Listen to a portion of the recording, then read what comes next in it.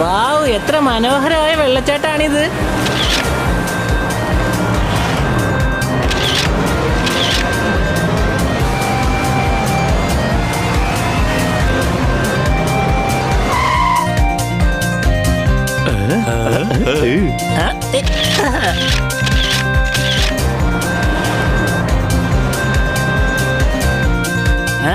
കൊച്ചലിയ, ഈ ദേശം എത്ര സുന്ദരാണല്ലേ. ബണ്ണി, നീ എന്താ ഇത്ര ടെൻഷൻ ആയിരിക്കുന്നേ? അപ്പൂപ്പൻ കത്തെഴുതി വേഗം വരാൻ പറഞ്ഞില്ലേ, അതിന്റെ ടെൻഷനാ എനിക്ക്. അപ്പൂപ്പന് ഒന്നും വരുത്തല്ലേ. നമ്മൾ പോവുകയല്ലേ, പ്രശ്നമുണ്ടായാൽ നമ്മൾ സോൾവ് ചെയ്യും, സംശയമുണ്ടോ?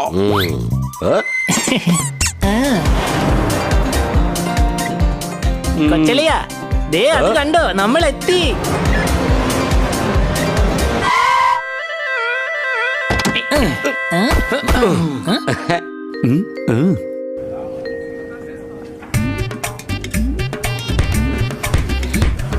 പേപ്പർ വാങ്ങിച്ചോ, ന്യൂസ് പേപ്പർ.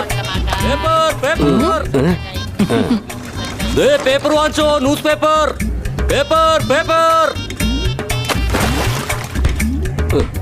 പേപ്പർ വാങ്ങിച്ചോ, news paper. News paper. Paper വാങ്ങിച്ചോ, ന്യൂസ് പേപ്പർ. പേപ്പർ വാങ്ങിച്ചോ, ന്യൂസ് പേപ്പർ.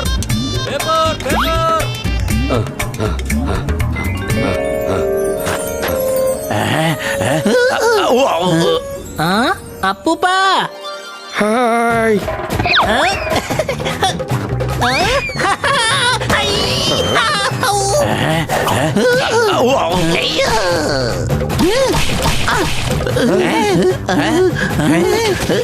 ഓടിക്കോ, ആ അവന്മാരെ അയച്ചിരിക്കുന്നത്. പേടിക്കണ്ട, അതെന്റെ പേരക്കിടാങ്ങളാ. ഞാൻ വിളിച്ചിട്ട് വന്നതാ. തുള്ളിച്ചാടി. പക്ഷെ ഞങ്ങൾ തുള്ളിച്ചാടാതെയാണ് വന്നത്. ഈ ലോകം മൊത്തം മാറിയിട്ട് നീ ഇതുവരെ മാറിയിട്ടില്ലല്ലോടാ. അപ്പൂപ്പ, എന്റെ കുട്ട. അപ്പൂപ്പ എന്തിനാ ഞങ്ങളെ പെട്ടെന്ന് വരാൻ പറഞ്ഞത്? അത് മോനെ, കുറച്ചാൾക്കാർ ഇവിടെ എല്ലാം നശിപ്പിച്ച് ഇവിടെ സ്റ്റേഡിയം ഉണ്ടാക്കാൻ നോക്കുന്നു. അവരാരാണ്?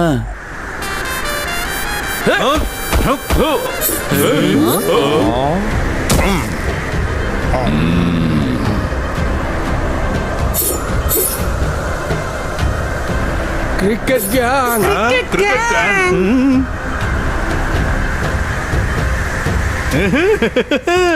അപ്പൊ ഇദ്ദേഹമാണോ ഞങ്ങളെ വിളിച്ചത്?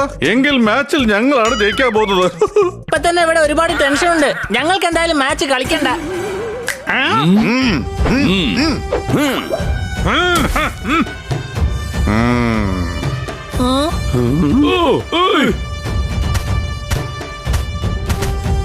ടീമിൽ 11 പേരെ കളിക്കാൻ പറ്റുള്ളൂ. ഇത്രയും പേരൊന്നും കളിക്കാൻ പറ്റില്ല.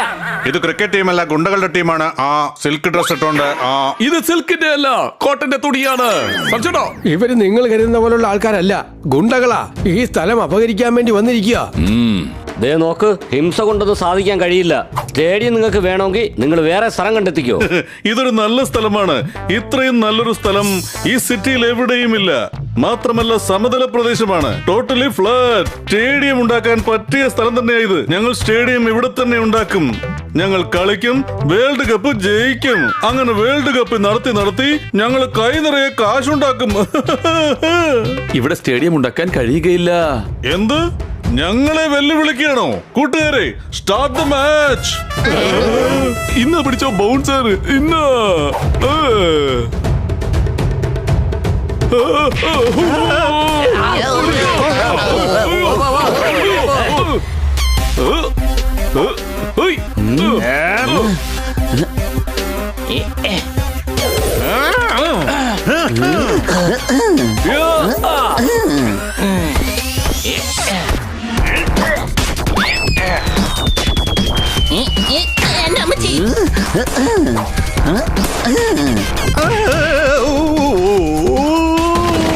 എന്റെ അമ്മച്ചി, എല്ലാരും എന്നെ തന്നെയാണ് എറിഞ്ഞോണ്ടിരിക്കുന്നത്. എനിക്ക് എറിയാനായിട്ട് ഒരു അവസരം താ.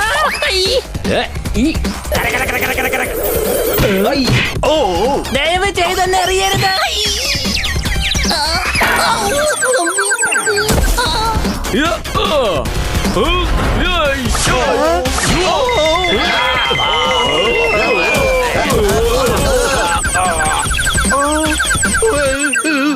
ഇപ്രാവശ്യം ഭാഗ്യം കൊണ്ട് നിങ്ങളാണ് മാച്ചിൽ വിജയിച്ചത്.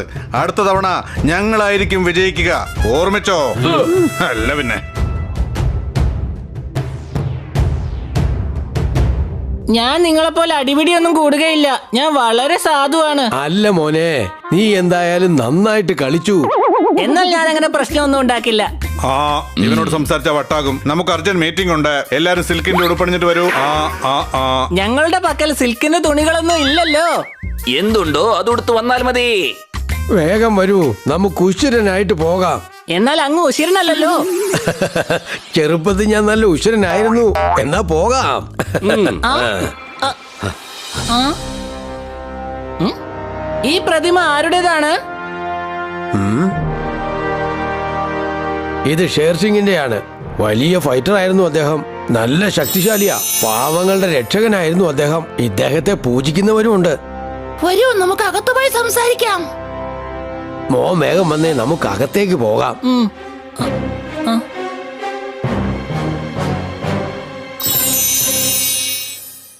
ആ ക്രിക്കറ്റ് ഗുണ്ടകളെ എന്തിനാ തല്ലാൻ പോയത്? അവന്മാര് വീണ്ടും വരും, സിൽക്കിന്റെ ജുബയും ഇട്ടോണ്ട്. ഇവൻ പറയുന്നത് എന്തായാലും ശരി തന്നെയാ, ഉശിരനായിട്ട്. മുത്തശ്ശ, അവരെ തല്ലാതിരുന്നെങ്കിൽ ഈ സ്ഥലം തന്നെ നമുക്ക് നഷ്ടമാകുമായിരുന്നു. ഇവൻ പറഞ്ഞതും ശരി തന്നെയാ, ഉശിരനായിട്ട്. 4 ദിവസം കഴിയുമ്പോ ഇവനങ്ങ് പോകും. നമ്മൾ ഇവിടെ തന്നെ ജീവിക്കേണ്ടവരാ, അതും അവന്മാരുടെ കൺവെട്ടത്ത്. ഓർത്തോ? ഇവൻ പറഞ്ഞതും ശരി തന്നെയാണ്, ഉശിരനായിട്ട്. മുത്തശ്ശ, നിങ്ങൾ ഇവരുടെ സൈഡാണോ അതോ ഞങ്ങളുടെ സൈഡോ? ഇവർ പറയുന്നത് ശരിയാണോ, ഞങ്ങൾ പറയുന്നത് ശരിയാണോ? നിങ്ങൾ എല്ലാവരും പറയുന്നത് ശരി തന്നെയാണ്. എന്നാൽ ഇതിൽ ആര് പറയുന്നതാണ് ശരി? ഉശിരോടെ എന്ന് പറയാൻ അങ്ങ് മറന്നുപോയി. മോനെ, ഞാൻ ചെറുപ്പത്തിൽ നല്ല ഉശിരനായിരുന്നു. ചെറുപ്പത്തിൽ നിങ്ങൾ അടിച്ചു പൊളിച്ചില്ലേ? ഞങ്ങളെ എന്തിനാ നശിപ്പിക്കാൻ നോക്കുന്നേ? സിൽക്കിന്റെ കുപ്പായ ഇടാൻ പറഞ്ഞ. നമ്മൾ ഇങ്ങനെ നിന്ന് കഴിഞ്ഞാൽ അവരുടെ അടുത്ത് നിന്ന് രക്ഷപ്പെടാൻ കഴിയില്ല. അത് നന്നായിട്ട് ഓർത്തോണം. ആഹാ, പറയാൻ വളരെ എളുപ്പമാണ്. അവർക്കൊപ്പം നമുക്ക് നിൽക്കാൻ കഴിയില്ല. കണ്ടില്ലേ നിങ്ങള് അവർ എത്ര ഫാസ്റ്റ് ആയിട്ടാ ബോൾ ചെയ്യുന്നെന്ന്? അവര് നമ്മളെ ഒരു പരുവത്തിലാക്കും. സിൽക്കിന്റെ കുപ്പായിട്ട്. ഓക്കേ, ഞങ്ങൾ കോട്ടന് തുണിയിട്ടോണ്ട് വന്നേക്കാം. നിങ്ങൾ ഞങ്ങളെ വഴിയാതാരാക്കും. മതിയാക്ക.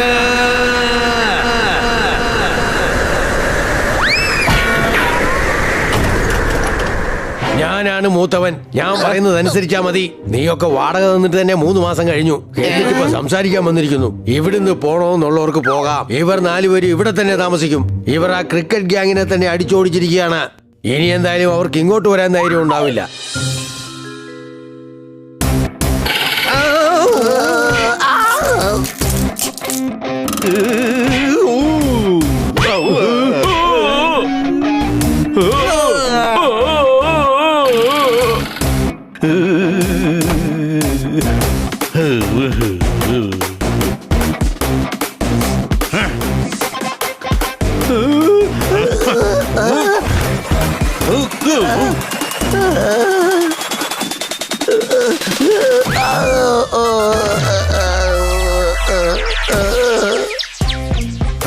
നമ്മളെ നോക്കി എല്ലാരും ചിരിക്കുകയാണ്. നമ്മൾ യോർക്കർ ബോളിട്ട് അവരെ ഔട്ടാക്കാൻ നോക്കിയതാ. പക്ഷെ അത് ഫുൾ ടോസ് ആയി. അവന്മാര് 6 അടിച്ചു. എന്തോന്ന് ബോസ്, അവന്മാരെല്ലാരും കൂടെ നമ്മളെ അടിച്ച് പഞ്ഞിക്കിട്ടിരിക്കുക. ബോസ്, എല്ലാം ശരിയാകും. നോക്കൂ, ഞാൻ ആരെയാ കൊണ്ടുവന്നിരിക്കുന്നെന്ന്.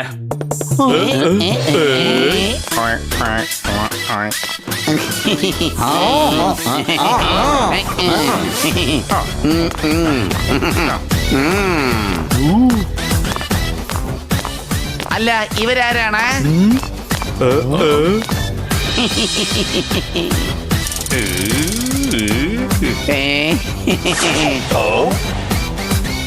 ആരാ ഇവർ? പട്ടം രാജാക്കന്മാർ. ഇതാണോടോ നിന്റെ സ്പോർട്സ്മാൻ സ്പിരിറ്റ്? ഒരു മാച്ച് തോറ്റപ്പോ കളി തന്നെ നീ മറന്നുപോയോ? ക്രിക്കറ്റ് ഉപേക്ഷിച്ച് പട്ടം പറപ്പിക്കാൻ പോകുന്നോ? മണ്ടതരം പറയില്ലേ? എന്ത്? എന്റെ ബോസെ പറയുന്ന കേൾക്ക്. ഇവര് പട്ടം ഫൈറ്റേഴ്സാ. മുന്നയും ടുന്നയും പട്ടം കൊണ്ട് ഇവരെല്ലാവരെയും അമ്മാനമാടും. വലിയ പുള്ളികളാ ഇവര്. അതെയോ? ബൗളർ വേഗം വാ, ഒരു ബോൾ എറിയേം. കൃത്യമായി എറിഞ്ഞ് ഇവരുടെ പണി തീർക്കണം കേട്ടോ.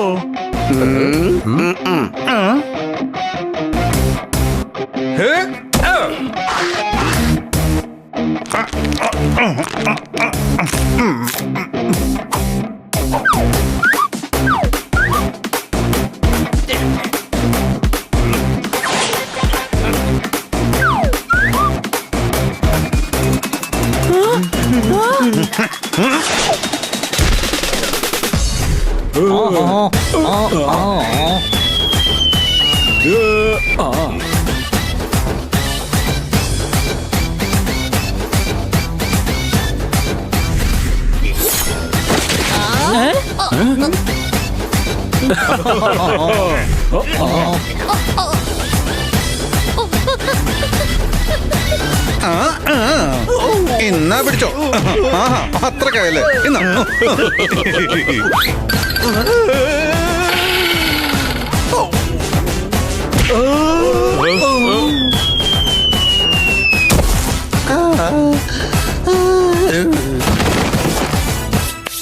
ഇനി എന്തെങ്കിലും കാണിക്കണോ ഞങ്ങള്? വേണ്ട, മതി. എറിഞ്ഞ യോർക്കറെ കൊള്ളേണ്ടടുത്ത് തന്നെ കൊണ്ടു. ഇതുപോലുള്ള കഴുതകൾ 10 ഉണ്ടെങ്കിൽ ഇങ്ങനെയൊക്കെ സംഭവിക്കൂ. അല്ലേ മുന്ന? അതെ ടുന്ന. അതെ അതെ, മുന്ന ടുന്ന. വേഗം ചെന്നവര് വേഗം ബോൾഡ് ആക്കിയിട്ട് വാ. 4 പേരും ഇന്ന് തന്നെ പവലിയനിൽ നിന്ന് പുറത്തേക്ക് പോണം. ഞങ്ങൾ കൊണ്ടുവന്ന പട്ടം വെച്ച് അവന്മാരെ ഒരു പാഠം പഠിപ്പിക്കും. അതോടെ അവന്മാരുടെ സ്ഥലം വിടും. അല്ലേടാ ടുന്ന? അതെ മുന്ന. കമോൺ ബനി, പാസ് ചെയ്യേ, പാസ് ചെയ്യേ.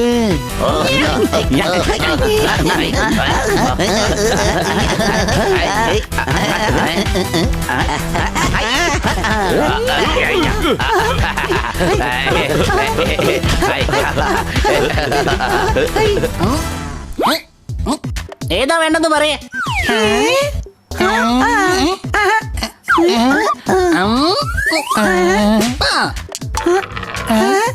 കൊള്ളാം, അടിച്ചു പൊളിച്ചു തിമിർത്തു. ഞാൻ ജയിച്ചു, ഞാൻ ജയിച്ചു, ഞാൻ ജയിച്ചിരിക്കുകയാണ്, ഞാൻ ജയിച്ചു കഴിഞ്ഞു.